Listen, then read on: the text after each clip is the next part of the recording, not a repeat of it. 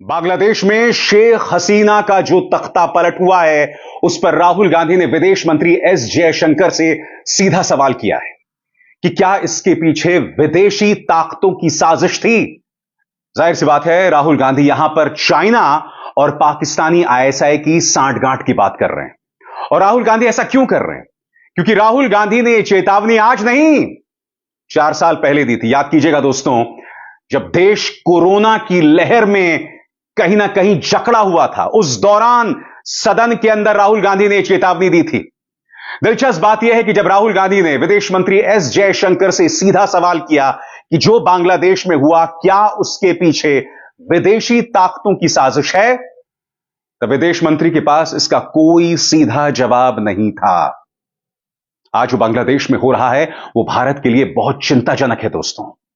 वो चिंताजनक इसलिए है क्योंकि उससे जुड़े हुए हैं हमारे सामरिक हित। वो चिंताजनक इसलिए है कि अगर बांग्लादेश में हालात खराब होते हैं तो बड़ी तादाद में शरणार्थी जो हैं वो भारत आ सकते हैं और यहां एक बहुत बड़ा संकट पैदा हो सकता है। भारत के लिए चिंताजनक बात यह है कि वहां की माइनॉरिटीज यानी कि वहां के हिंदू निशाने पर आ सकते हैं। मगर सबसे पहले मैं आपको बतलाना चाहता हूं कि राहुल गांधी ने क्या सवाल किया था और एजेंसीज के मुताबिक एस जयशंकर ने उसका क्या जवाब दिया।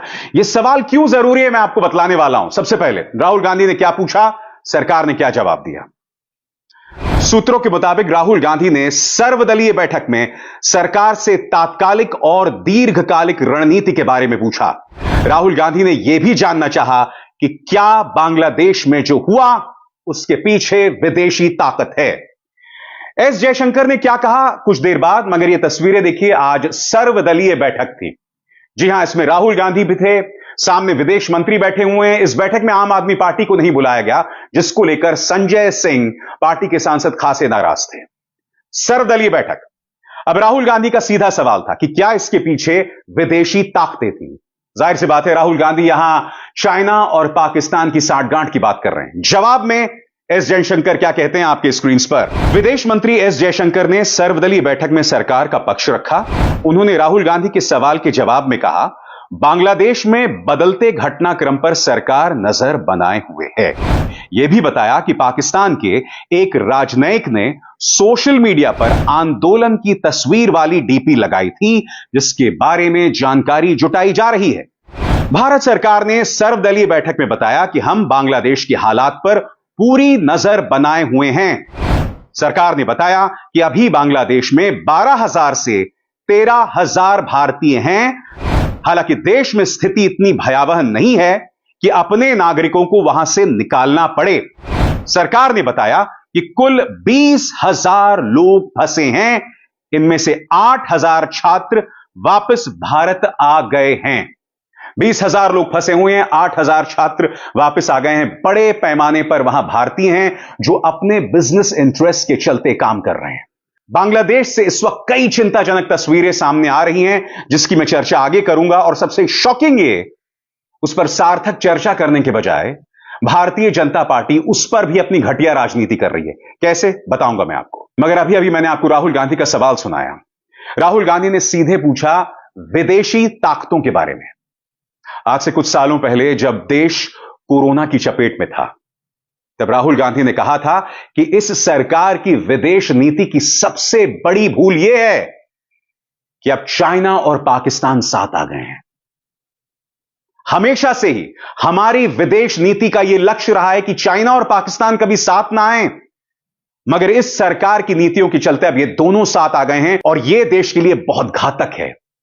यही बांग्लादेश में हो रहा है, क्योंकि कई जानकार ये बता रहे हैं कि इस तख्ता पलट के पीछे चाइना और पाकिस्तानी आईएसआई का हाथ है। याद कीजिएगा, राहुल गांधी ने किस तरह से चेतावनी दी थी, जिस पर इस सरकार ने कोई एक्शन नहीं लिया था। सुनिए उन्होंने क्या कहा था।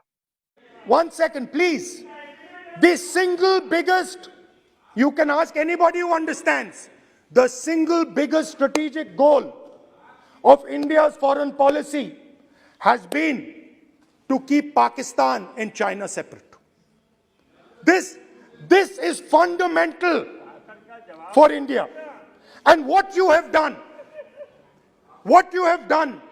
is you have brought them together. Today, do not be under any illusion. Do not underestimate the force that is standing in front of you. Do not underestimate the power that stands in front of us. Do not underestimate it.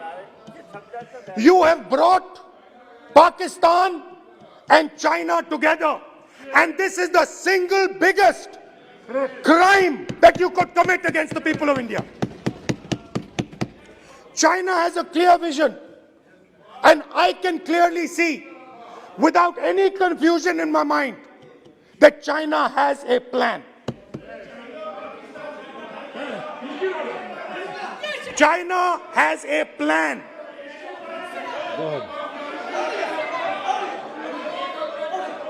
I can see without any doubt that the Chinese, please, we are all nationalists, so let us discuss properly. I can see that China has a clear-cut plan. The foundations of their plan have been put in place in Doklam and in Ladakh. Do not underestimate what we are facing.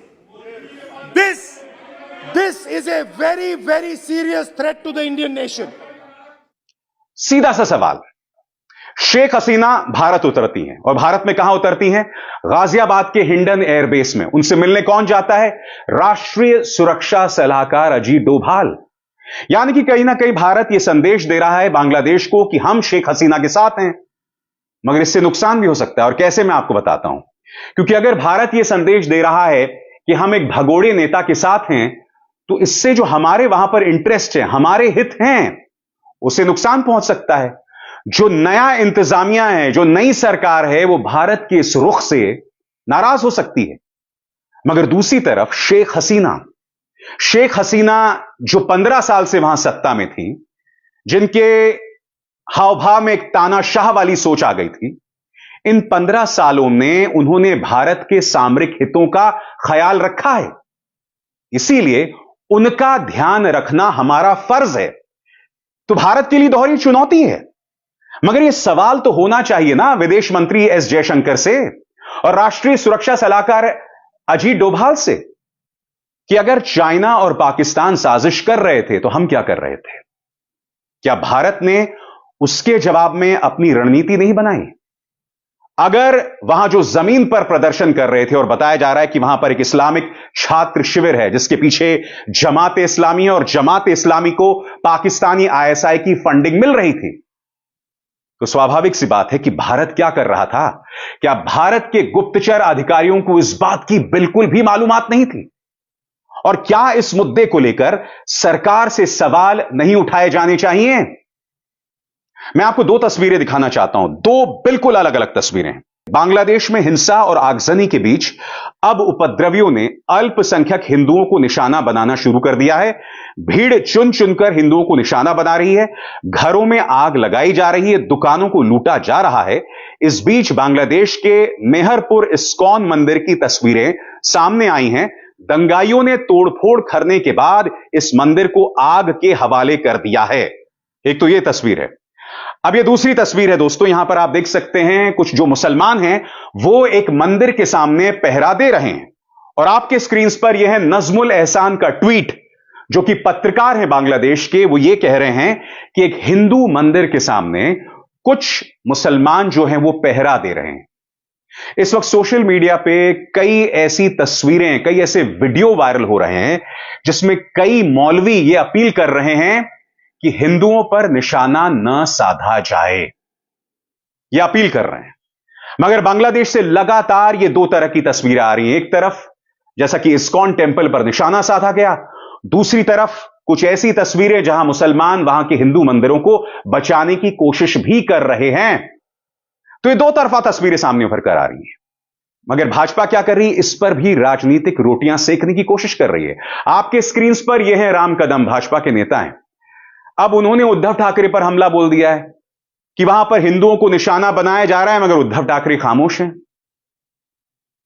Ram Kadam जी, इसका इस्तेमाल कीजिए। आप जानते हैं बांग्लादेश से हमें क्या सबक मिल रहा है? अगर इस अराजकता में वहां के माइनॉरिटीज पर निशाना साधा जा रहा है, तो ये भारत के अंदर जो चरमपंथी ताकतें हैं, अतिवादी ताकतें हैं, जो अक्सर इस देश की माइनॉरिटीज पर निशाना साधते हैं, चाहे वो ईसाई हो, चाहे वो सिख हो, चाहे वो मुसलमान हो, ये उनके लिए संदेश है। हमें अपने माइनॉरिटीज को सुरक्षा देनी चाहिए, क्योंकि तभी हम पूरे आत्मविश्वास के साथ दूसरे देश की माइनॉरिटीज पर उन्हें सबक दे सकते हैं। अगर हम और हमारी पॉलिटिकल सोच के चलते हमारे देश की माइनॉरिटीज पर निशाना साधा जाएगा, तो जाहिर सी बात है हमारे पास कोई नैतिक अधिकार नहीं है कि हम बांग्लादेश पर उंगली उठा सकें।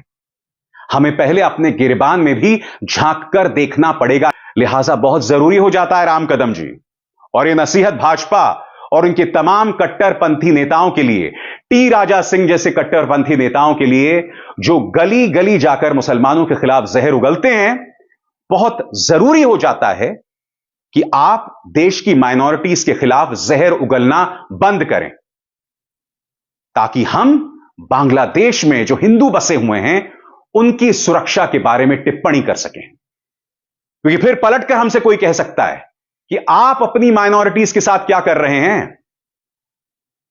ऐसे दौर में बहुत जरूरी हो जाता है कि भाजपा के नेता जो कहें उस पर पहले गौर करें, क्योंकि अगर हम यहां पर भड़काऊ बयान देंगे, और ध्यान से सुनिएगा मैं क्या कहने वाला हूं, अगर भाजपा के नेता या यहां पर जो कट्टर नेता हैं वो भड़काऊ बयान देंगे, तो इसका असर उन भारतीयों पर पड़ेगा जो बांग्लादेश में हैं, बिजनेस इंटरेस्ट जिनके वहां पर हैं, इसका असर पड़ेगा वहां बसी माइनॉरिटीज पर।